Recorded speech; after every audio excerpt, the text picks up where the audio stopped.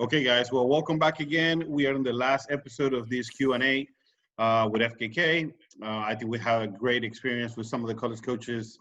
They have joined our Q&A, and then today we wanted to kind of finish this project by giving you guys what FKK offers and finishing up pretty much giving you guys our product and what we do for our kids. So first, I want to introduce my guests.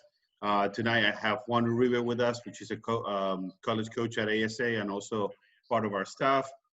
Joe Avalon, which is our director of soccer here at FKK. Hugh Mance is our executive director. Ray Sandage, another staff coach with a lot of experience. Mark Hansen with a lot of experience as well, director of ECNL for our program. And they have a ton of experience here. So I feel this little because I know that they'll be able to bounce ideas to our membership and answer some questions that you guys send me. So let's start with the first one. What is the structure for the recruiting or from us, from FKK, that we provide for the boys program? So let's start with the boys program for a minute. Joe, why don't we start with you and explaining kind of what is the boys program does for the recruiting process for those kids that want to play in college? Okay. Well, it's a team approach. Number one, Jimmy. The structure really is all the coaches on this call right now, and frankly, even other coaches in our club, because that's our mentality is all to work together for the betterment of our kids. But really, we start about their junior year. Let me just back up. Actually, we start a lot sooner than that. We start talking about the academic piece, and we tell them to get a good start their ninth grade year. It's very difficult to make up grades. So a big part of the recruiting for the boys and girls is academic. So the first thing we do stress when they get into our program is the academic piece. So going into ninth grade, very important that they start off well and start with their academic side and getting good grades, because that's going to be a big part of it. And then frankly, from that, we're always monitoring their grades. During the evaluation process that we do 2 evaluations with our players every year. We always talk about the academic side all the way through. And we start building a mentality towards playing collegiate soccer, okay? We started early, okay? The mentality is to build it early, okay? Everything we do is around that mentality of what it takes to play collegiate soccer. And then frankly, junior year, we start meeting with the players. We start formulating a list. We start breaking that list down. And then we start putting them in our platforms to be seen and communicating with coaches. For the boys, it's a bit later. I know Mark and Hugh and all of us will talk about the girls' side later, but that's really our structure. Coach Ray, will you give me a little bit of input about that? I know you've been very involved with this last group that is actually coming out. So can you give me a little bit of input about the program and what FKK offers to those players? Yeah, one of the important aspects that we do, like Joe said, we all work together in this. A lot of us have been around, like me, Joe, Hugh. We have a lot of contacts that, because we've been coaching for a long time. A lot of the points that Joe hit up on are very, very important from the standpoint of getting our players prepared to play in college. If that's what they choose to do. It's a process that goes on. It's hard. We try to explain how it works and, try to match up schools, the players and their what they want to do in their lives, along with them trying to play as well. And it's important aspects of what we try to make sure all of us together try to put our players in the proper environment that's going to help them be successful going forward in life in school. So it's just not. We make sure we talk with them about, hey, it's just not about soccer. It's got to be also a combination of your education. How, again, we go to a lot of these events. We have people calling us. But we have to do a lot of work and behind the scenes making calls on behalf of the players. It's time-consuming, but we really enjoy it. We feel like that's something that our club probably does better than every other club out there. We help kids move on to the next levels, and it's fantastic for everybody's time.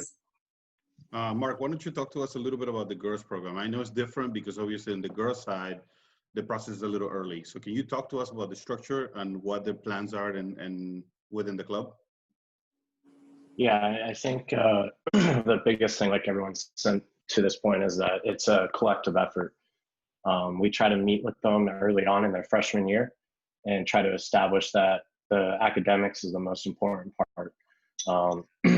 We do a really good job of hitting every level with regards to meeting with those kids and spelling out that path. On the girls' side, recruiting is earlier, but they've also put in some new recruiting rules that has kind of slowed down the recruiting process, what we've seen in the last year or so. So it's not quite as slow as the boys' process. There's still kids being recruited pretty early, but it's definitely slowing down where you're not seeing 8th and 9th graders make decisions that they're not ready to from a maturity standpoint. And so I think that's the biggest thing that we do. I mean, when we do our evaluations and we sit down with the families, we talk about making sure that they look at all the aspects. All of us on this call are familiar with the coaching staffs and the universities and playing styles of the coaches. And sometimes, even though it's a very good player, they may not be a fit for a specific style or a specific coach. And so we try to help those, narrow down that process and looking at what fits for them as we go forward. So Juan, why don't you talk to us a little bit about obviously the second level teams, not only the ECNL teams that get recruiting with our program. So why don't you talk to us a little bit about that? Like, what has been your experience with the club? How is the structure with those second teams, third teams, fourth teams that are continuing to trying to look to be recruited? So as of right now, well, first of all, I work very close with you and with Mark in regards to trying to prepare the kids to, one, mentally know that they're capable of playing at the next level. We created a trip that we tried to make where the kids are going to, like for example, this year we went to Georgia and we played 2 college teams. That kind of gives the kids the opportunity to see that they're capable of playing, even if they're on the second or third teams, or even, some of the fourth team players that came and guest played on that trip, gives them the ability to actually think that, hey, even though I'm on the third or fourth team, I do have the ability and I do get the opportunity to make the decision, an educated decision, if I want to play in college or not. And with those teams, we just create the environment. Try to create the environment as much as we can. Try to replicate what we do in the college game into our lower teams. So it's not a complete shock when they do go on these college visits and they get to potentially train with the teams and they seem to be a right fit, and then they can make those decisions. Okay. Hugh, this question was actually directed to you. So what does the club offer for player that wants to play at the next level? Obviously across the board, ECNL, NPL, now ECNLR, the third team and the fourth team. What was the club offers for them?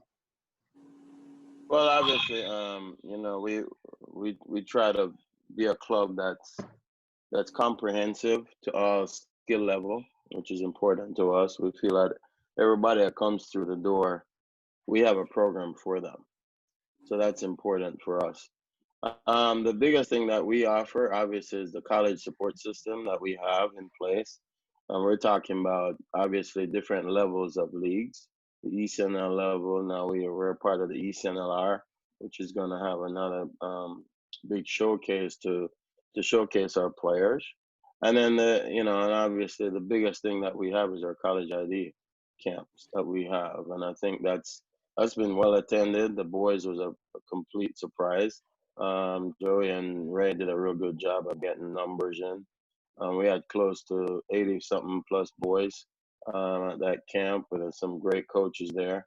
So the word's getting out that, our program is a pretty more comprehensive program in both genders. And yes, we bring in different level coaches at those ID camps that we have from junior college, NAIA, and then the NCAA division schools.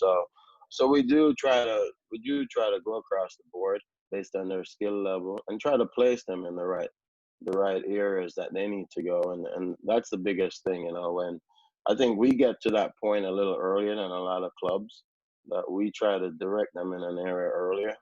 Obviously, kids do develop, and as they go along, and if we feel they're developing even more so than what we think, then we try to, reevaluate them and say, hey, maybe you need to look at a Division 2 or a lower Division 1 school. So we do provide a lot of support for them through the system, and obviously there's, between Ray, Joe, myself, and Mark, and you, and everybody, we're looking at about a century amount of years of this business, we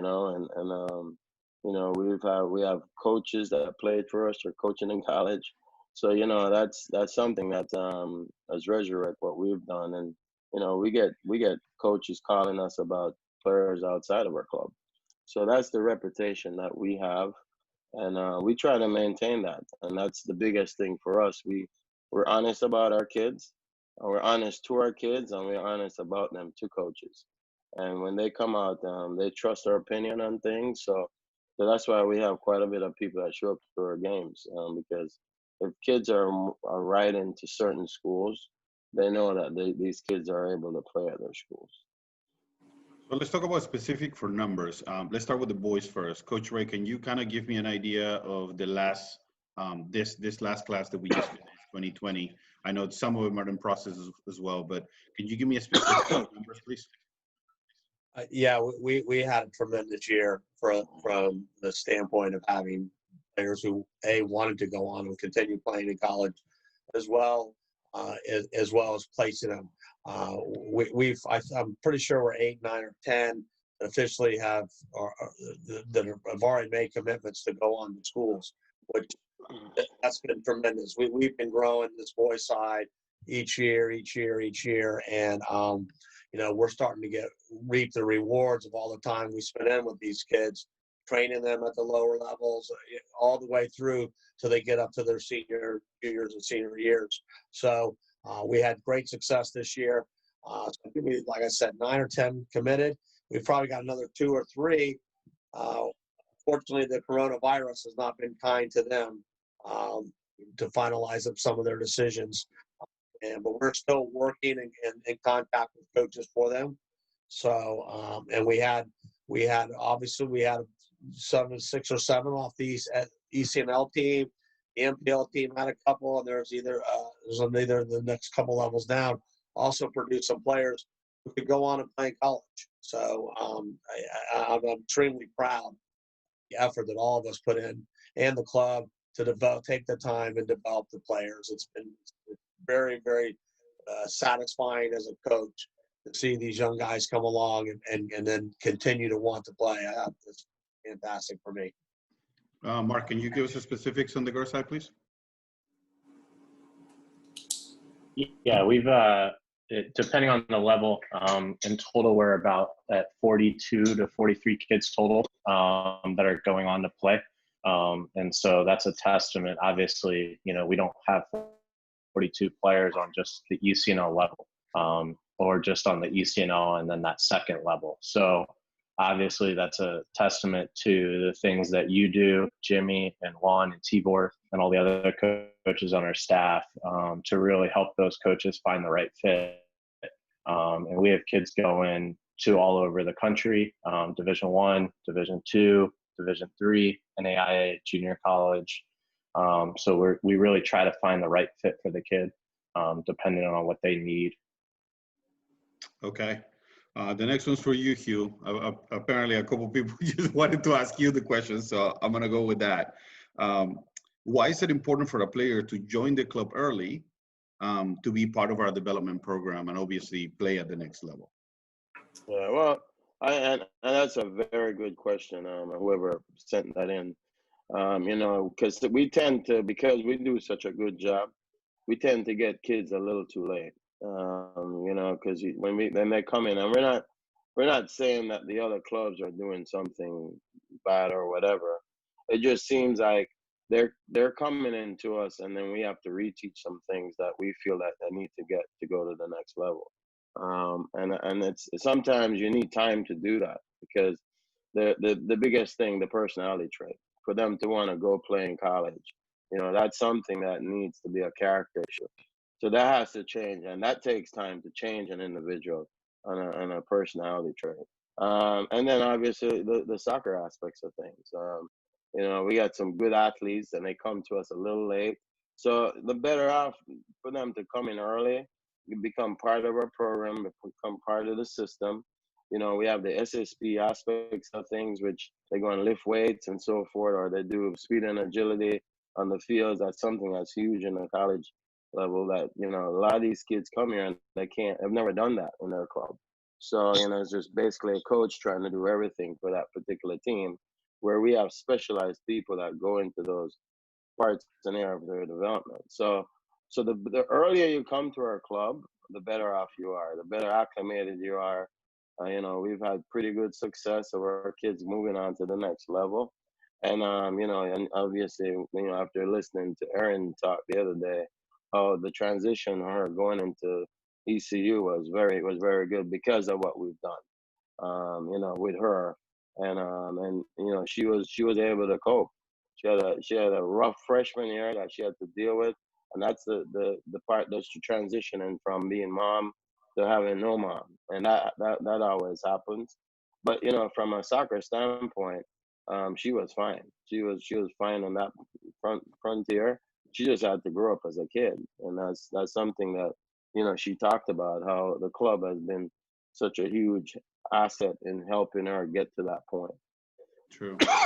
All right, so we have a few questions that I'm going to ask you, and I'm going to pick randomly so that way you guys can answer those questions. So let's start with Joe. Does the college level matter for a player? Does the college level matter? Well, the college academic level certainly matters. So we, again, try to match up the academic side, which is the most important thing for us as a club. But the level of play, obviously, the question we ask center around, do they want a big school, small school, urban school? I mean, do they want a football program? There's a whole list of questions that Hugh and Mark and I go through with them through the process. Obviously, Juan and Ray and Mark, we all do the same thing. So the level really doesn't matter, frankly. I mean, it's just about the academic side for me. It's just trying to match up the academic side with the level of play. Juan, how about, how do you match a player with the college program? Especially obviously, the second level teams, third level teams, how do you do to match that program to make sure that player fits on that program? Most important thing that I try to instill in the players is to make sure that the school fits them, most importantly academically. So in all honesty, most of these kids are going to go to 4-year school or a 2-year school, and then that's as far as they're going to go with their playing time. So I just try to get them prepped and say, hey, this needs to be a place where you feel comfortable, that you're going to be away from mom and dad, that you're going to be able to spend 4 years of your life here. If it doesn't feel right, it shouldn't be right. And soccer program, the kids kind of figure that kind of out on their own when they see the team or they get to train with the team, with those lower level teams, because they're a little bit more susceptible to let them train, and they can see that they can hang, like I said earlier. If they can play with them, they're confident enough in the process that we've done, yourself or myself or anybody else has been training with the club, where they're going to be confident enough where whatever program they go to, they're going to be able to succeed. Mark, how important are the academics for the recruiting process? I think that's something that we need to focus on. Yeah, I think the academics is a massive part to the recruiting process. It's very easy to have doors open when your academics are good. And so, Hugh talked about when we have those showcase events and those college coaches come up, well, the very first thing that a majority of those coaches are going to look at is how those students do in school. And their GPA and their test scores matter. And so when they're a freshman, they may not think one class matters, but when they're now a junior and they're being recruited, every class matters. And so I think that's where, Hugh mentioned the importance of people getting with our organization early, because we put a massive emphasis at a very young age on their academics. and the importance of that aspect. So I think the academics is always going to be the driving force in these discussions. Soccer is a part of the process, but academics is always going to be the very first thing that we discuss with those players as we try to find the right fit. Coach Ray, could you give us an information about the financial portion of it? How important it is for the recruiting process? Well, it's extremely important for all aspects, for the players, for the parents. It's, resources for the most part are not unlimited. So it's important to match up, players with colleges, and along with this Marcus finished saying about academics. It's not like football and basketball where there's a lot of full rides for every player out there. On the boys' side, most of the programs have 25 to 28 players. The maximum amount of scholarships is 9.9. So you can see there's not going to be many full rides. And that's not every program has 9.9. That's just the maximum. I know on the women's side they have more scholarships. They probably have the same amount of players, but they have a few more scholarships available. But still, very few players are getting full rides. In other words, having to pay for 100%. So the next part comes in, obviously, the academics, so that they can hopefully find some money inside that college or university to help them along with those athletic dollars. And obviously, you have financial aid, and then parents have to pay money out of their own pockets. So the financial part becomes extremely important for all, and you have to understand where everybody is. Like I try to tell everybody, it's because every college costs a lot. There's difference from low to high. There's a big differences in what every college or university costs. So I always tell everybody, it's not how much they're giving you. That's not the point. Usually it's how much are you going to have to pay, and is that within your budget, and also matching that up with the academic aspirations that you have. Okay, that's a great answer. I think that's important to know because there's obviously a cost of living that is not attached to those scholarships that they offer, and we have to take that in consideration. Hugh, when we talk about trust, give me your opinion about the trust that the player has versus the process that we give them.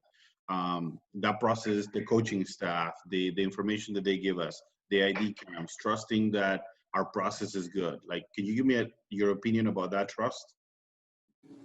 Well, you just got to look at our records going through. I mean, what we've done in the past. We've placed a lot of kids into different schools, different levels. And, some of them have been successful. And so, it's a matter of trust. There's no doubt, but just look at our track record of what we've done in the last, 6-7 years that we've been in existence. So, so we've done a fairly good job. As kids, again, it gets back to how soon you come into our club.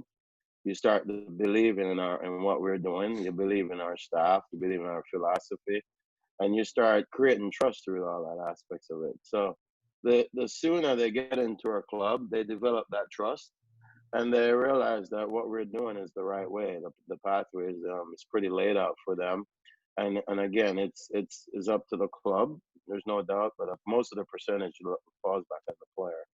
So the academic component is important. So we create that pathway for them. We're honest with them early, so hopefully they can create the trust early in the process. And then once that time comes for them to make a decision, they feel, in their heart, that's the right decision, just based on the experience and the information they're getting from us as a club. One more for Hugh, and then obviously I'm going to pick your brains on the last question, guys.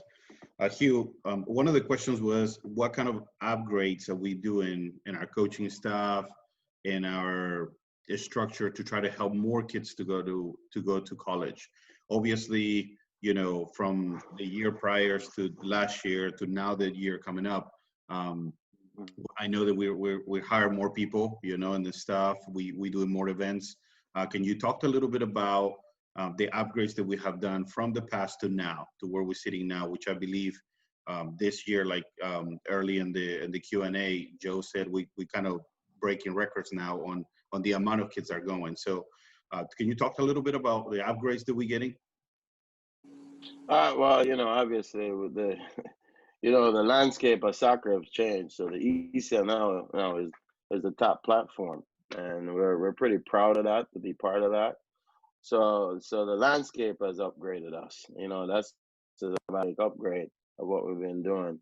Obviously we adding staff, you know, and it's not just, we're not focusing just on the top teams.